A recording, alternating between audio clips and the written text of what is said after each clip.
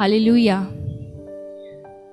हम धन्यवाद करते हैं कि परमेश्वर हमारे मध्य में उपस्थित है।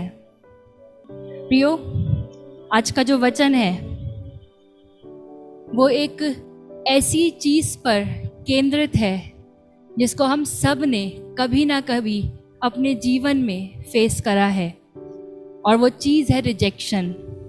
हम में से हर एक जन ने कभी ना कभी रिजेक्शन को फेस करा होगा।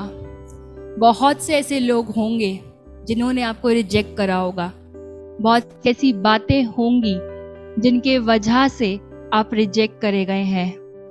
मैं नहीं जानती कि वो क्या बातें हैं जिन बातों की वजह से आपको अलग कर दिया गया, आपको रिजेक्ट करा गया। शायद आपके बोली की वजह से, जैसा आप बात करते हैं उस वजह से आपको रिजेक्ट करा गया हो। शायद जैसे आप दिखते हैं उस वजह से आपको रिजेक्ट करा गया हो। शायद आपकी हाइट की वजह से, शायद आप बहुत छोटे हैं या शायद आप बहुत बड़े हैं, लंबे हैं, इसलिए आपको रिजेक्ट करा गया हो। या फिर शायद आप में वो खूबियाँ नहीं पाई जाती, इसलिए आपको रिजेक्ट करा गया हो। बहुत सी बातें हैं जो हमें रिजेक्शन की ओर ले जाती हैं। शायद आप इतने फिजिकली फिट ना हो कि आप उन लोगों के साथ संगति कर सकें, या आप पार्टीज को अटेंड कर सके, या आप सभाओं को अटेंड कर सके, तो लोगों ने आपको रिजेक्ट कर दिया हो। हम सब ने अपनी इस पूरे जीवन में जितने भी लोग बैठे हैं, कभी ना कभी अपनी लाइफ में ज़रूर से रिजेक्शन को देखा है। और जब भी हम रिजेक्शन को अपने जीवन में होता हुआ देखते, जब हमें कोई रिजेक्ट कर देता है तो वो सबसे ज़्यादा पेनफुल होता है ना। हम परेशान होते हैं, हम दुखी हो जाते हैं। अगर हमसे कोई छोटा हमें रिजेक्ट करता है तो हम फिर भी ठीक शांत हो जाते हैं कि ठीक है, कोई बात नहीं, छोटा है, छोटा समझकर हम माफ कर देते हैं, है ना। जब कोई बड़ा हमें रिजेक्ट कर देता है तब हमें बहुत दुख होता है ना। कोई बहुत बड़ा व्यक्ति, औहदे में बड़ा, उम्र में बड़ा, अगर हमें रिजेक्ट कर देता है तो हमें बहुत सारी तकलीफ होती है। शायद बहुत समय तक वो बातें हमारे दिल में बसी रहती हैं। बहुत मुश्किल होता है उन बातों से बाहर निकलना। बहुत से ऐसे लोग होंगे जिनके फैमिली मेंबर्स ने उन्हें रिजेक्ट करा होगा। बहुत से ऐसे लोग होंगे जहाँ पर आप काम करते हैं, जिस जगह पर आप काम करते हैं वहाँ के लोगों ने आपको रिजेक्ट करा होगा। ऐसा नहीं है कि उन्होंने कहा होगा कि हम तुम्हें रिजेक्ट करते हैं, पर उन्होंने आपको अपने साथ इंक्लूड करना बंद कर दिया होगा, है ना। चाहे आप बहुत सही चल रहे हैं, शायद आपके अंदर सारी चीजें बेटर पाई जाती हैं, लेकिन फिर भी आप रिजेक्शन का शिकार हुए होंगे। और आज प्रभु आप सबसे बात करने पर हैं। यीशु मसीह को इस संसार में सबसे ज्यादा रिजेक्शन का सामना करना पड़ा। यीशु मसीह जो कि कंप्लीट थे अपनी पूरी लाइफ में, उनके पास किसी भी चीज की कमी नहीं थी। उनसे बेहतर कोई हो नहीं सकता।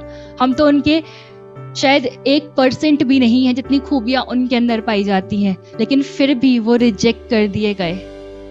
पर आज प्रभु कह रहे हैं कि चाहे किसी ने भी आपको रिजेक्ट क्यों ना करा हो, पर परमेश्वर है जिसने आपको चुन लिया है। और जब उसने आपको चुन लिया है तो मैटर नहीं करता कि और किसी ने आपको रिजेक्ट करा है या नहीं करा है। Hallelujah, hallelujah. मैं निश्चय जानती हूँ कि आज परमेश्वर आपसे बात करेंगे। मैं आपके लिए पढ़ूंगी पहला पत्रस उसका 2 अध्याय और उसका 7 पद, जहाँ इस प्रकार लिखा है, जिस पत्थर को राजमिस्त्रियों ने निकम्मा ठहराया था वही कोने का सिरा हो गया। हालेलुया। हमने इस वर्ष को बहुत बार पढ़ा है, बहुत बार सुना है, पर आपको पता है यहाँ लिखा है यीशु मसीह के विषय में कि यीशु मसीह को लोगों ने,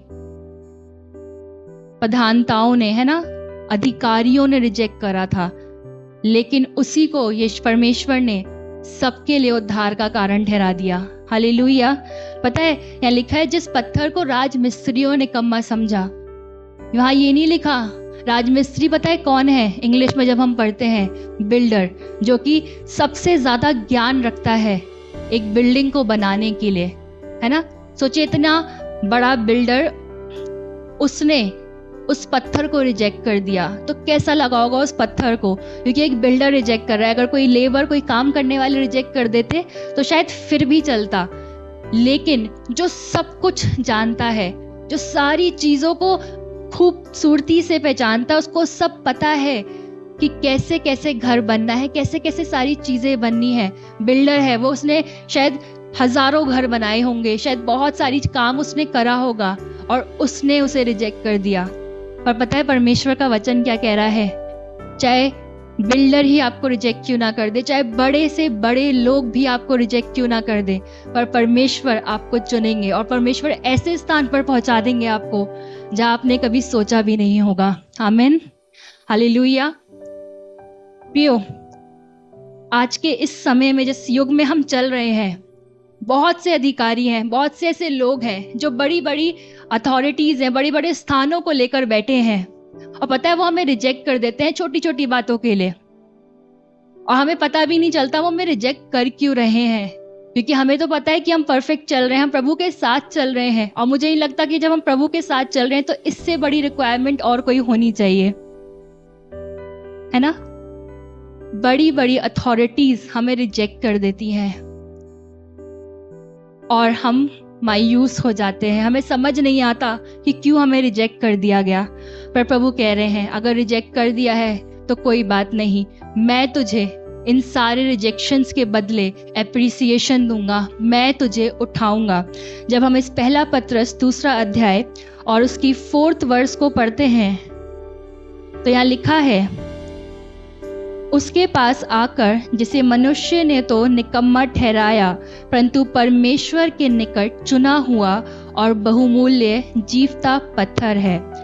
उसके पास आकर जिसे मनुष्य ने तो, हालेलुया। प्रियो, यीशु मसीह को मनुष्यों ने निकम्मा ठहराया था, आज हमें भी मनुष्य निकम्मा ठहराते हैं। वो बहुत सारी कमियां हमारे अंदर ढूंढ लेते हैं, बहुत सारी बातों को हमारे भीतर ढूंढ लेते हैं, वो हमें निकम्मा ठहराते हैं, वो हमें बार बार रिजेक्ट कर देते हैं। फैमिलीज में ये पाया जाता है, अगर हम छोटे हैं तो हमें निकम्मा समझा जाता है, हमें सोचा जाता है कि हमें तो कुछ भी नहीं आता, हम डिसीजंस नहीं ले सकते, है ना। अगर हम बड़े हैं और हम ज़्यादा वेल स्टेब्लिश्ड नहीं है, ज़्यादा अच्छा कमाते नहीं है, तो भी हमें निकम्मा समझा जाता है कि अरे तू कमाता ही कितना है, तू कमाती ही कितनी है ना। फिर उनके जो लोग कम कमा रहे हैं उनके डिसीजंस की कोई इंपॉर्टेंस नहीं होती ना, उन्हें कोई वैल्यू नहीं करता। अगर हम किसी जगह पर कार्य करते हैं, वहां पर अगर हम उन लोगों की तरह ना चलें जैसा लोग हमें चलाना चाहते हैं, तो हमें निकम्मा समझा जाता है। अगर हम उन संगतियों में ना बैठें जिन संगतियों में बुराइयां पाई जाती हैं, उन संगतियों में अगर हम ना बैठें तो हमें निकम्मा समझा जाता है और हमें अलग कर दिया जाता है। पर परमेश्वर क्या कह रहे हैं कि मनुष्यों ने तो निकम्मा समझा, लेकिन परमेश्वर के निकट क्या है, हम चुना हुआ और बहुमूल्य जीवता पत्थर है। हालेलुया। प्रियो, फर्क नहीं पड़ता है कि किसने आपको निकम्मा समझा है, फर्क पड़ता है कि किसने आपको बहुमूल्य समझा है।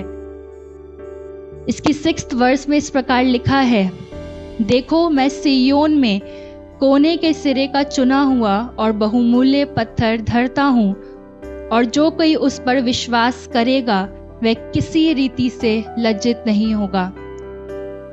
यहाँ लिखा है कि जो कोई उस पत्थर पर विश्वास करेगा, है ना, वो कभी भी लज्जित नहीं होगा।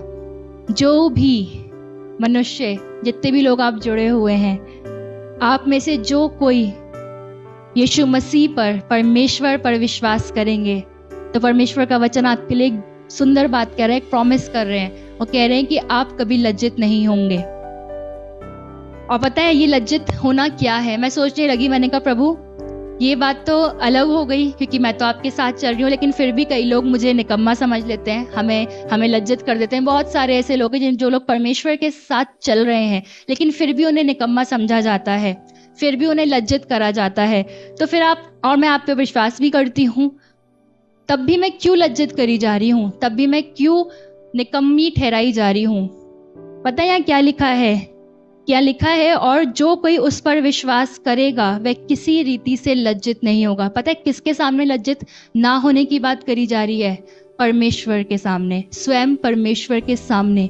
मनुष्य आपको लज्जित कर सकते हैं, वो आपको निकम्मा ठहरा सकते हैं, पर पता है मैटर क्या करता है कि हम परमेश्वर के सामने लज्जित ना हो। ऐसा कोई काम हमारी जिंदगी से ना हो जाए कि परमेश्वर के सामने हमें अपनी आंखें नीची करके खड़ा होने पड़े, हमें शर्मिंदगी के साथ उसके सामने खड़ा होना पड़े। प्रभु कह रहे हैं, अगर तुम मुझ पर विश्वास रखोगे, तुम मेरे पुत्र पर विश्वास रखोगे, तो तुम किसी रीति से लज्जित नहीं होगे।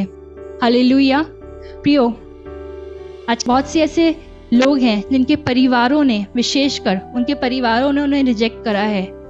शायद बहुत सी बातें हैं, आप बेहतर जानते हैं कि किन कारणों से आप रिजेक्ट करे गए हैं। शायद आपने अपनी पूरी कोशिश करी उनके साथ अच्छे संबंध रखने की, शायद आपने हर एक प्रयास करा कि आप उनके साथ बेहतर बने रहें, लेकिन फिर भी आप रिजेक्ट करे गए।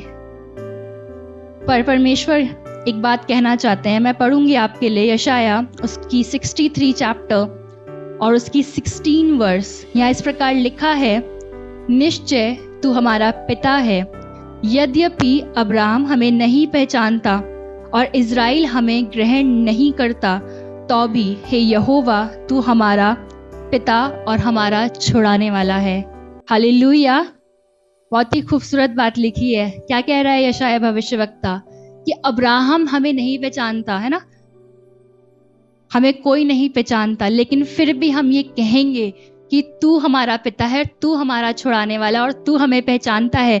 इससे ज्यादा बड़ी बात कुछ हो ही नहीं सकती। पता है आज की जो युग है, विशेषकर जो जवान बच्चे हैं उनके भीतर, और आजकल तो जवान क्या बड़े भी, इन सब चीजों से इन्फ्लुएंस होने लगे हैं, इन्फ्लुएंसर्स बन गए हैं आजकल लोग।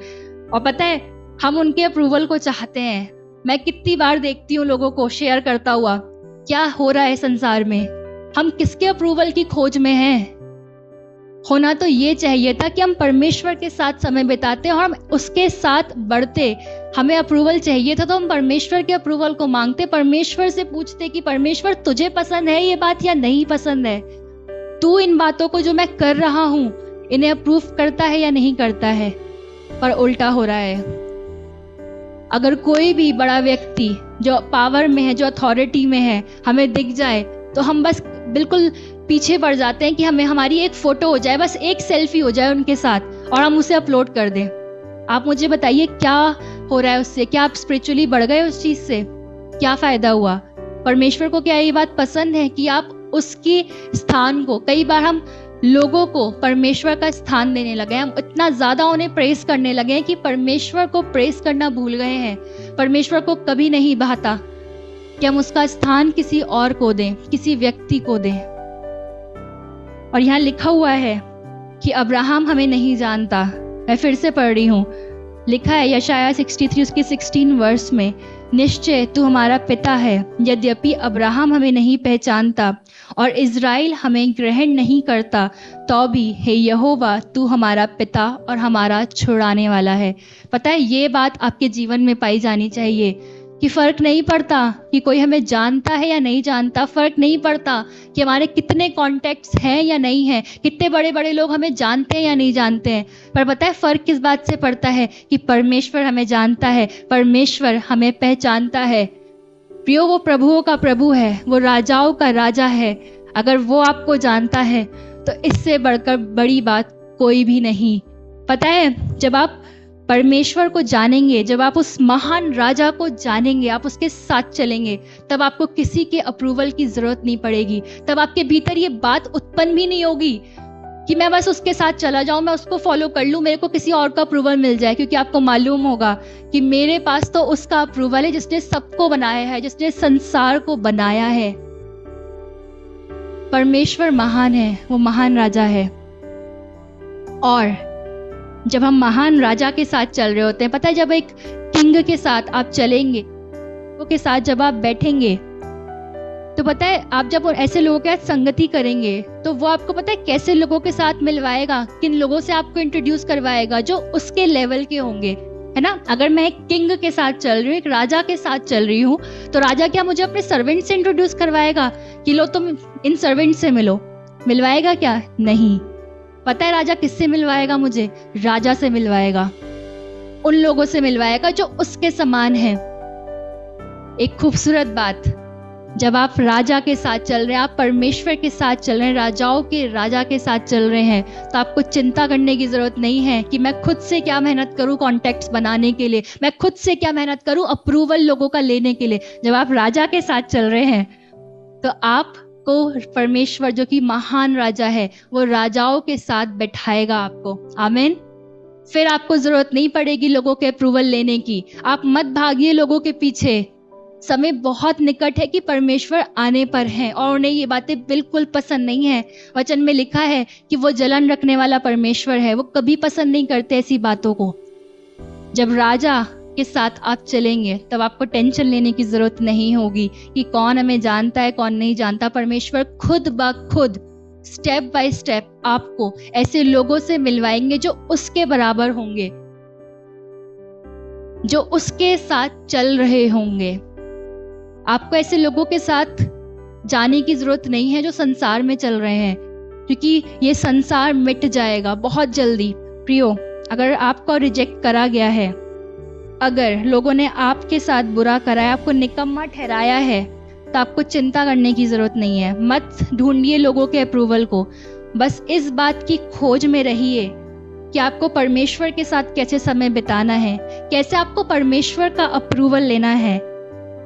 और जब आप ऐसा करेंगे तब पता है क्या होगा? तब आपको बाकी सबके अप्रूवल्स मिले या ना मिले आपको फर्क नहीं पड़ेगा। और जब आप परमेश्वर के साथ चलना आरंभ कर देंगे तब परमेश्वर आपको ऐसे लोगों के साथ मिलाएंगे जो खुद ब खुद आपको अप्रूव कर देंगे। आपको मेहनत करने की जरूरत नहीं होगी। और ऐसे अप्रूवल जब आपको मिलेंगे तब पता है आपके भीतर क्या पाया जाएगा? आपके भीतर आनंद पाया जाएगा, आपके भीतर शांति पाई जाएगी। और ऐसा होगा, पता है क्यों होगा? क्योंकि परमेश्वर के पुत्र और पुत्री हैं हम। पहला यूहन्ना उसकी 3rd चैप्टर उसकी 1st वर्स में इस प्रकार लिखा है, देखो पिता ने हमसे कैसा प्रेम किया है कि हम परमेश्वर की संतान कहलाएं, और हम हैं भी। किसकी संतान है हम?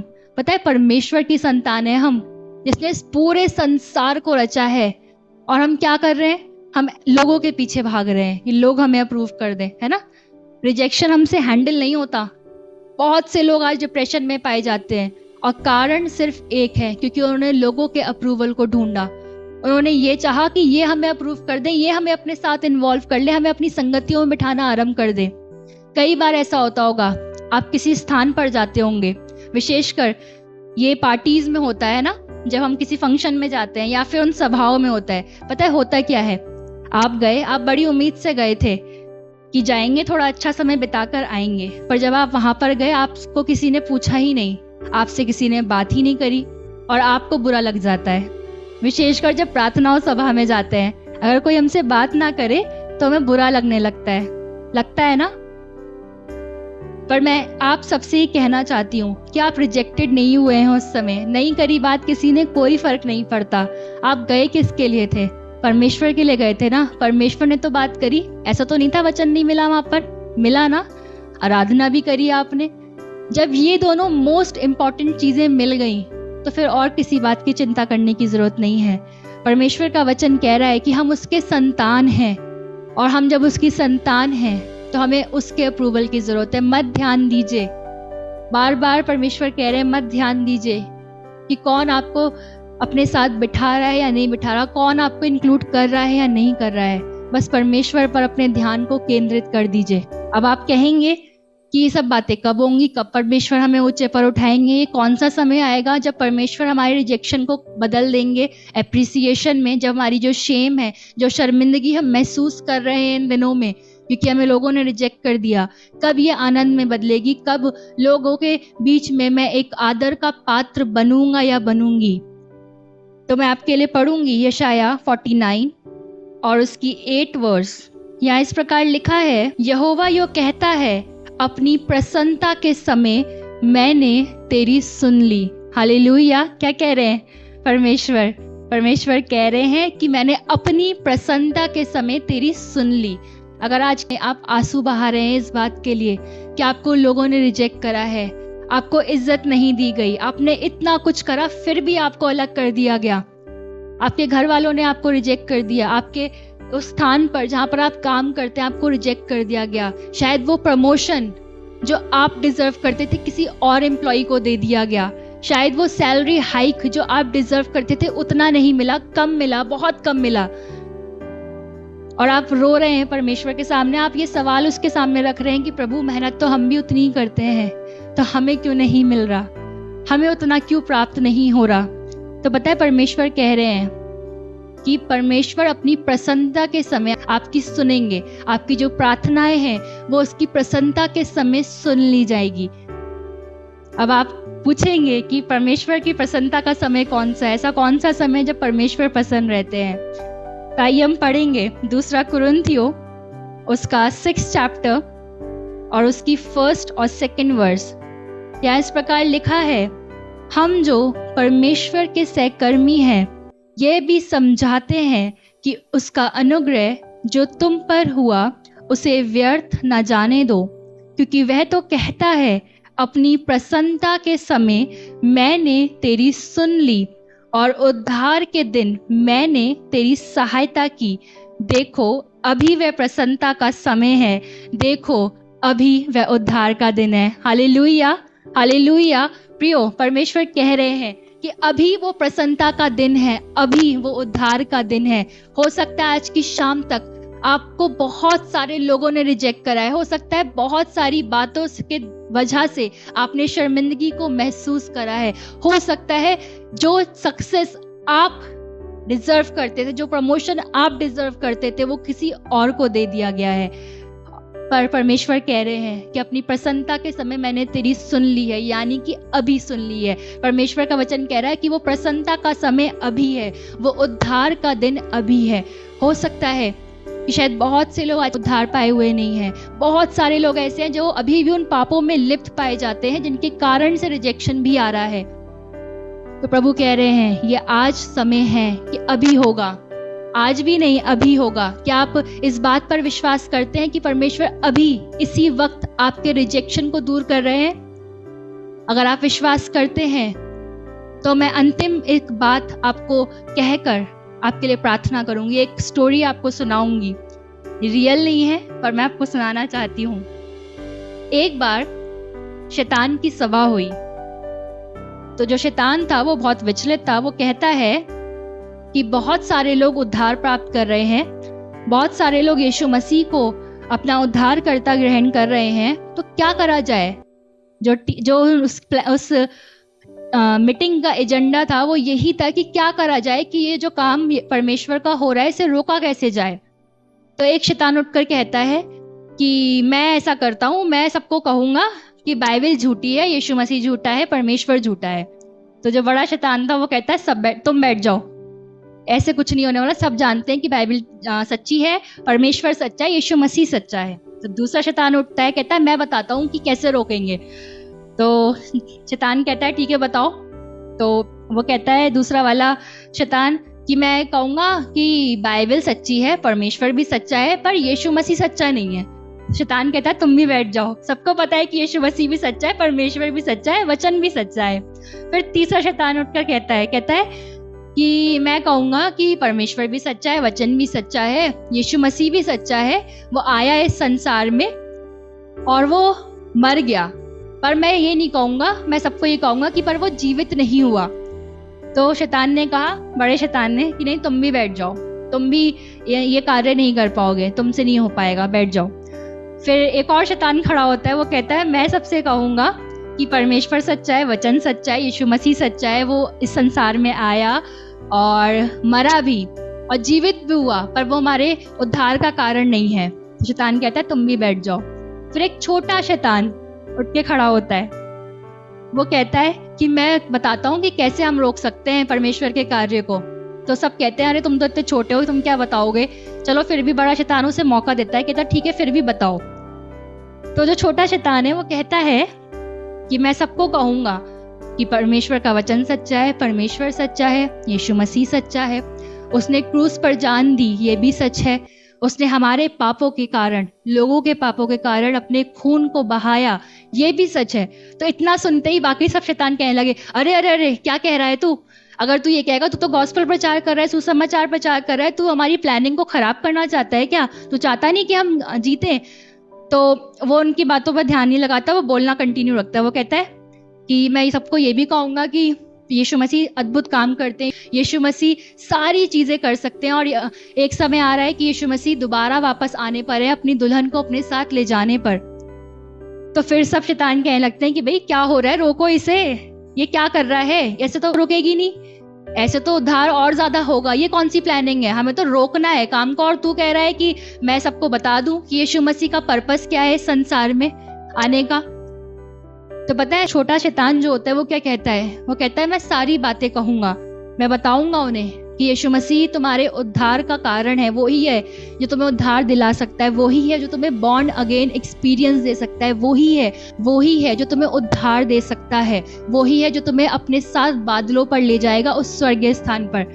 पर पता है मैं क्या कहूंगा बाकी सब लोगों से, क्या उनके भीतर कहूंगा कि पर कल करना। क्या करना? कल करना।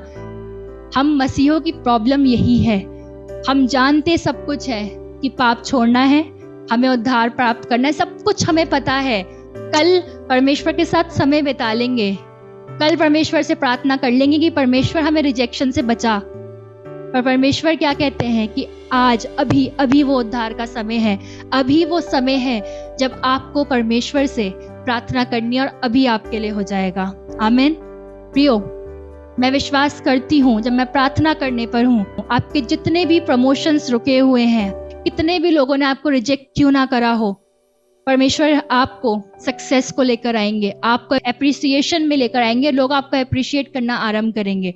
पर कभी भी इस बात पर केंद्रित मत होइएगा कि लोग आपको अप्रिशिएट कर रहे हैं, ये परमेश्वर आपको दिलाते हैं, सम्मान दिलाना परमेश्वर का काम है। मैं विश्वास करती हूँ कि प्रभु करेंगे। अगर आप विश्वास करते हैं इस बात पर तो अपनी आंखों को बंद करिएगा। Thank you father, thank you Lord, thank you Jesus, thank you Holi spirit. धन्यवाद करते हैं परमेश्वर कि आप इस स्थान पर हैं। प्रभु, आपके वचन में लिखा है कि मैं अपनी प्रसन्नता के समय तेरी सुन लूंगा, और वो प्रसन्नता का समय अभी है। प्रभु, जो लोग आज ठुकराए गए थे, शायद प्रभु अच्छा घर ना होने के कारण, अच्छी जॉब ना होने के कारण वो ठुकराए गए, प्रभु डिक्लेयर करती हूँ लॉर्ड कि जितने भी लोगों ने आज रिजेक्शन को पाया है अपने जीवन में, आपसे आप रिजेक्टेड नहीं हैं, क्योंकि आप परमेश्वर के पुत्र और पुत्री हैं। जब उसने आपको अपना संतान होने का अधिकार दे दिया है तो इस बात से कोई फर्क नहीं पड़ता कि कौन आपको रिजेक्ट कर रहा है। इस बात पर कभी मत केंद्रित होइएगा कि किसने आपको रिजेक्ट करा है। Jesus, thank you father.